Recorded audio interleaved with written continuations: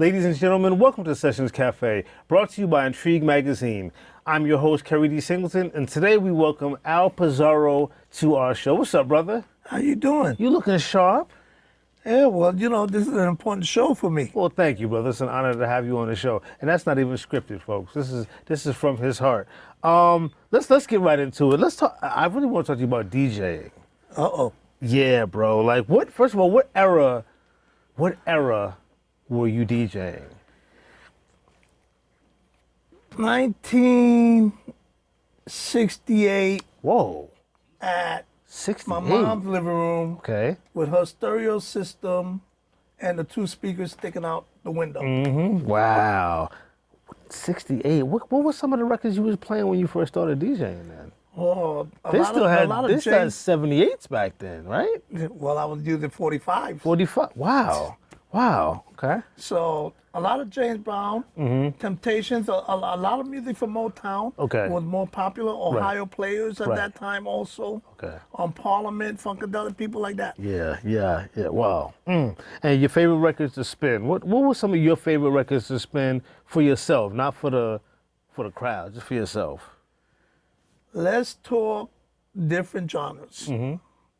So I would say Tito Puente was one of my favorite artists for the Latin stuff. Yep. For the freestyle stuff, I would have to say Judy Torres. Okay. Yes. For the hip hop stuff, I'm in between people. So I love Biggie's lyrics. Of course. I love Tupac. It's like a song. Exactly. So between those two, R&B, man, there's something happened when Michael Jackson was out. Michael Jackson was a crossover artist that the labels thought would promote to the white audience. Right, exactly. But he was an R&B artist. And that's one of my favorite artists right there for R&B. Now, excuse me, talking about favorite records, so those are some of your favorite personal records, Judy Torres, Michael Jackson. But in terms of records that always kept the crowd moving, from a DJ's perspective, what were some of your favorite records to get the party started and to keep it grooving? It's Yours, The Mexican, Information Society. Nice, yes. So I'm a fan of, see, we're here. Okay. We're here, brother, Okay. we're here. Now, you worked as a Billboard reporter back in the day, and I'm from that same era, you know, well, at least early 90s, mid 90s. What were you doing at Billboard? Like, explain to the Sessions Cafe audience what a Billboard reporter was back in the day when it really meant something. I think at that time frame, maybe there was 50 of them Okay. all over the world. Yeah. And it was funny because when they told me, we want to make you a Billboard reporter, I was the owner of Shure Record Pool at the time. Right. You cannot be an owner of a record pool. If you don't know what a record pool is a company of DJs that get promotional records from different record companies. So everybody was like, you can't make him a Billboard reporter. He owns a record pool. Oh, because it was a conflict of interest. Right, yeah. Greg Riles from Select Records, Curtis Urbina from Emergency Records, wrote a letter to Billboard and told them, out of all the record pools in the country, this is the one individual that we feel will keep the integrity intact. And they made me a Billboard reporter. That's dope, man. Wow. I mean, I wasn't a DJ. I just liked music, and so I was actually a member because I'm originally from Boston. I was a member of the New England record pool up in Boston. I don't know if you guys all know each other. Eddie Q. Eddie Q's a good friend of mine. Exactly. Yeah. See, I knew you. Everybody. This is a small business, but it's a big business. Yeah. I was not a DJ, but I just like to get records. Yeah. You know what I mean? I was working for the record labels, but I still like to get records from the record pool. You worked for, you worked Shure, VIP Record Pool. You don't work for them. Those were your pools. Yeah, those my companies. That was the golden era of DJing. That in which you were an owner of those record pools. Like, I've always wanted to ask, and I guess you would be the expert. Was it hard having a record pool and getting plastic from the labels? Yeah, Yeah. extremely hard. Yeah. I was running the record pool out of my mom's apartment in the projects.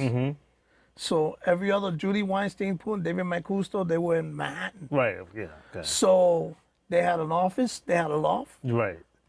I'm using my mom's apartment. Right. Right. So when somebody came into the apartment, on the floor, I had all the records lined up with cardboard bins with their numbers on it, number 4, number 5, Wow. and their record would be right by it.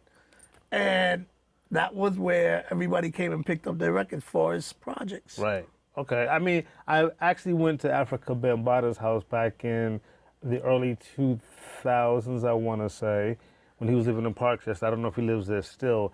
And his apartment looked like a record pool, lined with crates and records. But just because you didn't have an office in Manhattan didn't mean that she wasn't servicing the best DJs. I want to ask you a personal question, sort of, kind of.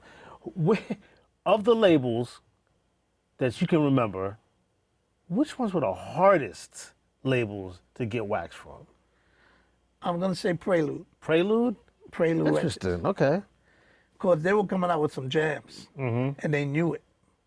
And they were a small independent label. Correct. So they didn't have, when you're servicing record pools, you're giving away 2,000, 3,000 copies. That's true. Yeah, that's true. Okay. And at that time, 12-inch records, which was a single Right. that they used on a 12-inch that, you probably heard on the radio, but you definitely heard it in the club. Exactly. So you could buy them in the store. This is when they took singles out of albums and was able to sell them Exactly. as a 12-inch. As singles, right. Yep.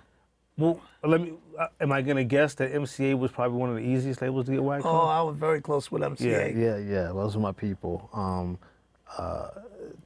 I assumed, because they had so many artists, New Edition, they had Bobby Brown, they had Jody Watley, at one point they had everybody that Arista didn't have.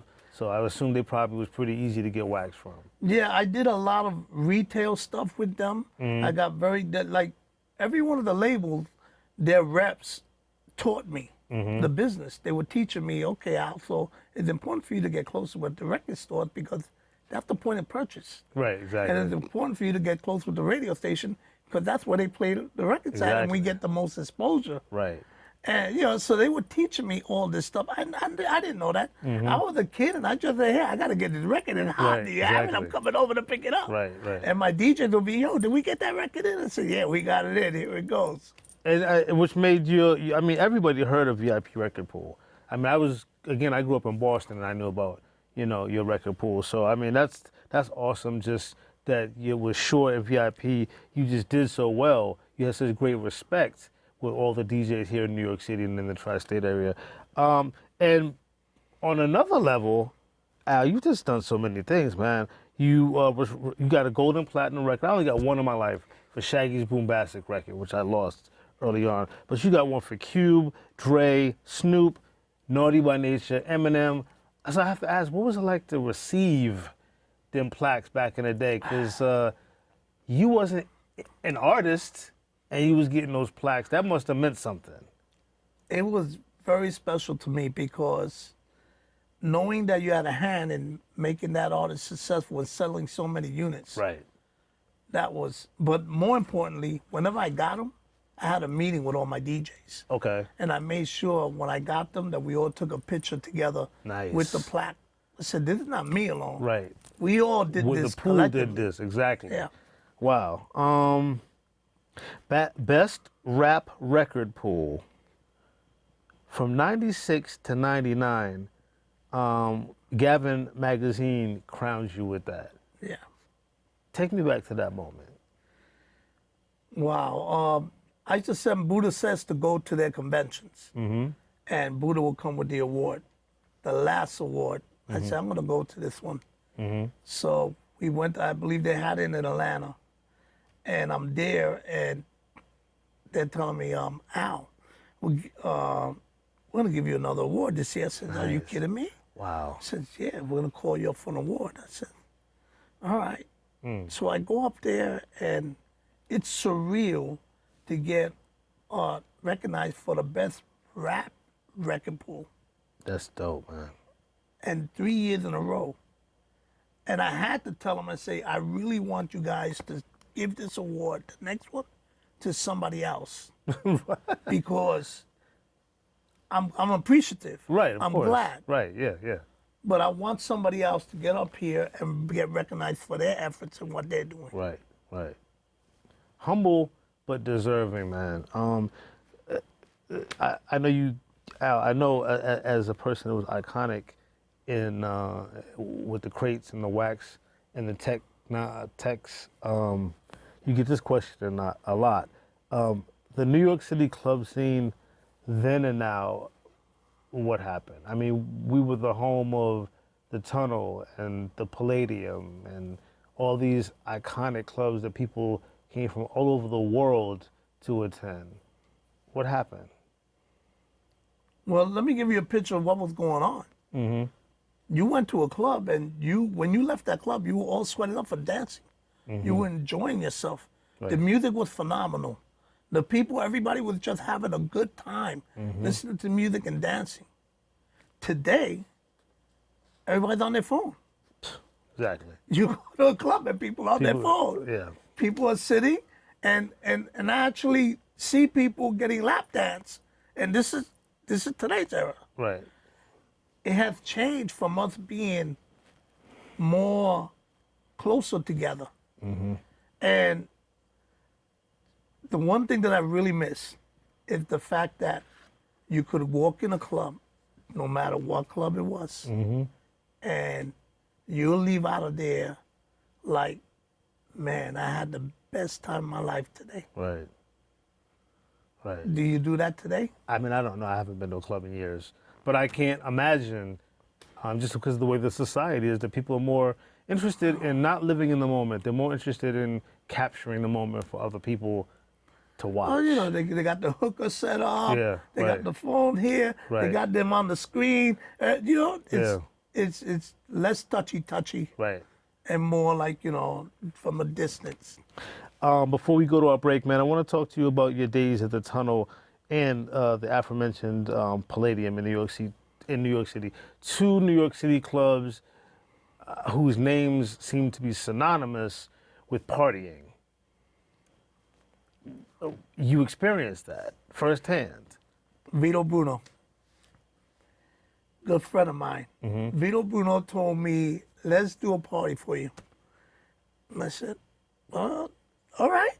He said, we're going to do it at the Palladium. That was my first party at the Palladium. And he said, we're going to have Chub Rock. We're going to have a couple of artists perform for you. I didn't think anything of it. I'm thinking maybe 100. The place holds about 3,000 people. Right, it's close to The place massive. was jam-packed. Beautiful place. The Tunnel. When I was there, Master Flex had just started working over there. All right, so that was it's an awesome club. You're actually in the tunnel of a train station. I didn't know that. Wow. Yeah, you actually had that. the that, name that- came from. The Wow. whole image of it was just fantastic. And they had cubby holes, like, you know, when the trains are they got them the pillars. Right, where people stand in to keep from getting hit. They're supposed to be for construction workers. Right. Yeah. Transit So authority, yeah. they had that, and Wow. they would have, you know, you would sit down there, chill out, you with somebody, whatever you wanted to do. Yeah, he was having fun at the Yeah, Tunnel. absolutely. Yeah. We're going to talk about all the great stuff that you've done for the great borough of the Bronx when we come back. Sessions Cafe.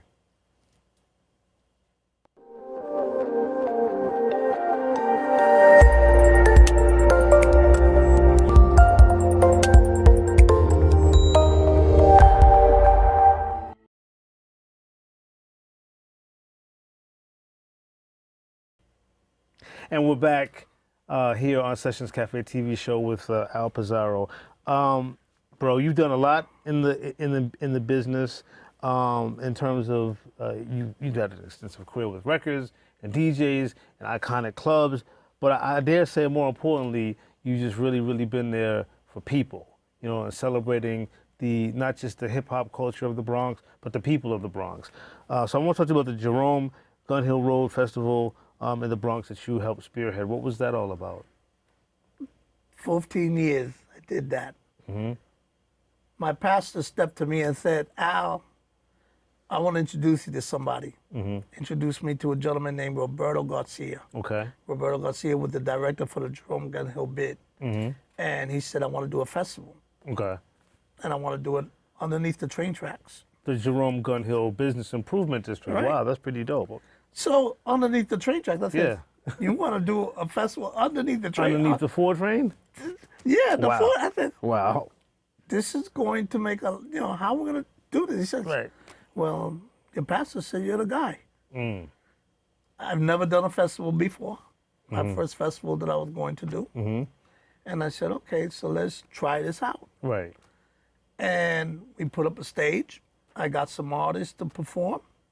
I put a basketball court in the middle of it. I put a stickball game on the side block. And I put a kiddie ride. So it was 1 block. And we did that for the first year. And I said, wow, this is pretty cool. Right underneath the train. Right underneath the train. And the next year he said, what can we do? I'm going to give you another block. So you're going to give me another block? I said, okay. So we expanded the basketball. We made a full court. And I brought in a friend of mine called Eric Hicks.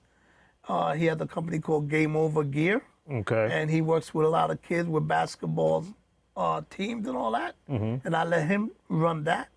And I brought in Jazzy J to be like the house DJ for the festival. Yeah, dope, dope.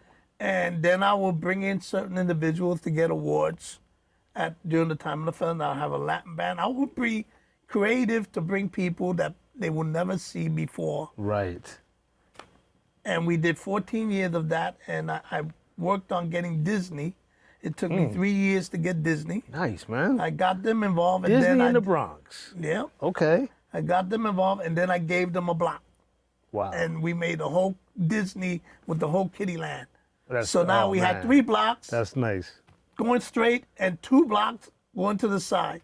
And we had Damn. Courtesy doing the stickball games. Yeah, I must have. What year was that? That's, What years were they, I should say? well, I think my last one was 2010,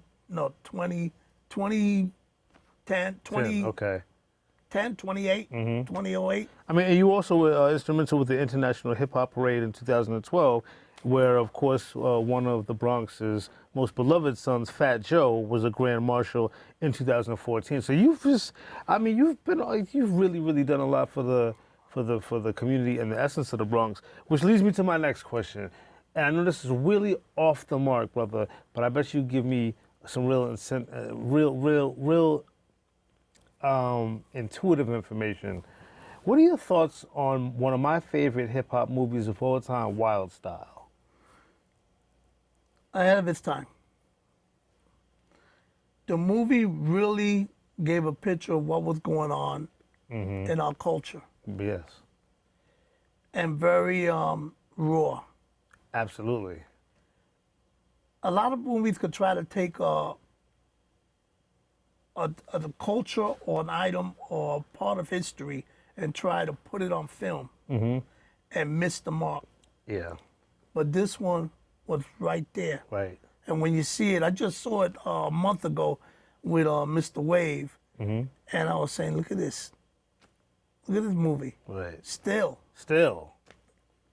I mean, you have a laundry list of great things that you've done for hip hop. I've said that, including hip hop health, which is important.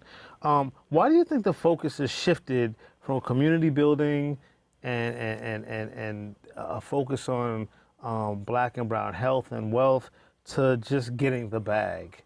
That seems to be the focus today. It's very self-centered. That's all they seem to be concerned about. Why do you think that shifted? We live in a very technology-driven world. Everything is the narrative is get the bag, Right. get the money. Yeah. We had a time frame where MTV Cribs, they're looking at everybody's houses. Right. You want to get that house. That's true. Yeah. Yeah. You want to get that car. You want to have that lifestyle. Right. So you're not thinking about your health. You're not thinking about anything other than getting the money. You're not even realizing that you have all the money in the world, but if you have some kind of disease or some kind of sickness that's uncurable, Right. that there's no way that you can be cured from this, all the money in the world is not going to help you. Right. Health is wealth. Right, exactly. And there seems to be a real minimal, to say the least, focus on that in the hip hop community. You know, but on a lighter note, the co-naming of 1520 Sedgwick Avenue, which I've recently visited with KRS-One in preparation for the upcoming hip hop parade in August. Hip Hop Boulevard. Thank you. Thank you. That must have been a momentous moment, man. I never in my life imagined that I would be in that position. But it was something that happened, that I was in front of somebody, and I gotta really give props to Julio Pabon, the owner of Latino Sports, because he called me to a meeting and he said, Al, can you come to this meeting? I'm talking to this gentleman and he's talking about hip hop. That's not my world. Right. I'm clueless. So Yeah. I went to that meeting, and that gentleman for 6 years was trying to change the name of the street to Kool Herc Way. Okay. But Kool Herc had to be dead 10 years for that to happen. Yeah, exactly. So then he said, if not, then we could do a Hip Hop Boulevard. And he said, I've been trying for 6 years. I said, where? He said, I've been everywhere. I talked to everybody. And everybody has taken me here, taken me there, done this, done that. But it never, never happened. So I said, well, give me some instructions and tell me what you need me to do. And he gave me the instructions. And I called my son up that was working with me in my company. And I said, Alex, I need you to do this for me. And 2 days later, he said, Al, he said, Dad, here you go. And I called the guy up. I said, I got that done. When can we meet? Wow. And he said, how did you get that done? I said, it's done. When can we meet? So I go to the office. And here you go. He says, do you mind going to the community boards and speaking about the importance of changing the name of the street to Hip Hop Boulevard? Not a problem. We go to our first community board meeting, and everybody in the community board knew me because I sat on the school board for 3 years. Right. So they said, Al, what are you doing here? I said, no, Hip Hop Boulevard. He said, you're behind us. I said, yeah. Right, yeah. So like, really? I brought Tony Tone from the Cold Crush Brothers with me. And 2 years of walking and talking and pushing the narrative. And then we get the call, they're gonna vote it in. And it happened to be the Davidson Community Center, that community board, that was the Shout last out to person. Davidson Ave, yeah. They were Got the people ones over that was in their district. And they had a vote on that. And they called me in and they go and they said, Al, we're voting yes. And then it went to the New York City Council. And then Vanessa Gibson and everybody else voted yes. And then I got the call, come to City Hall with putting it into law. Bruh. And Hip Hop Boulevard. And let's talk about the brand that's now attached to it. You got the website, you got the clothes, you got the hat that I'm envious of, like anybody's business. What's up with the brand? Where are we going with that? And what are some things that we can see happening? The vision for Hip Hop Boulevard is real simple.